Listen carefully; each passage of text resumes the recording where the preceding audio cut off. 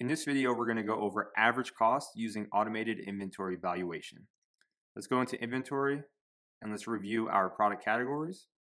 And we're going to look at our product category for average cost here. And we see our costing method is set as AVCO and our inventory valuation is set as automated. Now, average cost works exactly how you would expect.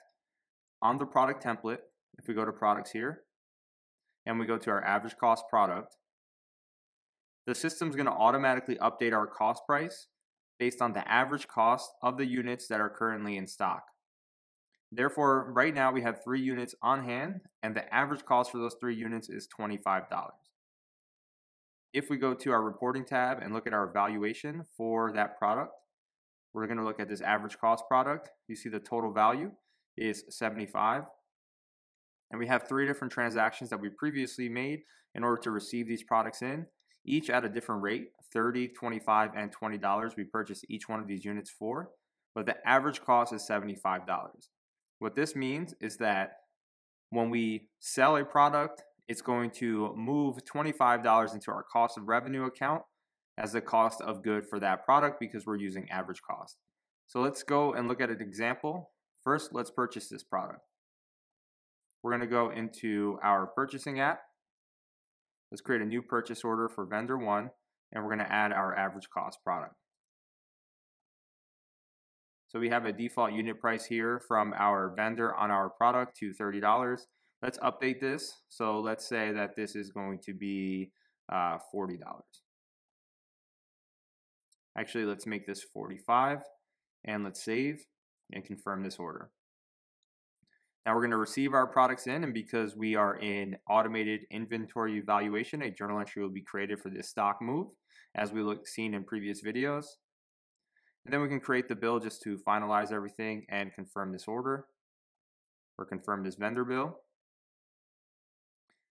Now what we can do is go into our inventory, look at what happened to our product. So if we go to average cost here, we're going to see the cost price previously was 25 and now is updated to 30 based on the average cost of all 4 units that we had in stock. So it was going to be 3 units at $25 each and then a 4th unit at $45. Add them all up, divide them by 4, we're going to get $30 total value per unit. And if we go to our valuation tab here under average cost, we see we have 30, 25, 20, and 45 for a total of 120, and 120 divided by 4 is $30. So now what happens when we sell it? So let's go ahead and we're going to make a new sale. We're going to select our customer. We'll add our average cost product and let's just sell 2 units. We'll save this and confirm. We can deliver the goods to our customer. Go back to our sale order, create the invoice. Just for good measure, we'll complete out the entire flow. And then we'll go back into our inventory and we're going to look at our product. So our average cost product did not adjust. And that's because we sold 2 units, but the average cost is $30. We did the math previously and it does not update until we purchase more units. So this will forever be $30 per unit unless we manually adjust or purchase new inventory. And then on our valuation tab under average cost, we see that we still have our previous transactions, and then we have this new warehouse out reference for our product 2. So this is the reference for our delivery order, and we see $60 of value left our warehouse, and that's going to be the 2 units times $30 each, which is $60. So our total value left inside for average cost is $60 for our 2 units or $35 each. Now you'll notice that we have total value and remaining value. The system's actually keeping track of the balance of which we purchased these products for. So realistically, if we wanted to look at it, we know that the total actual value of that inventory is $65, but the total value based on average cost is $60. So we don't really need to worry about remaining value, at least in this valuation, but we do care that we have $60 worth of value. Okay, so now let's go ahead and purchase a new unit.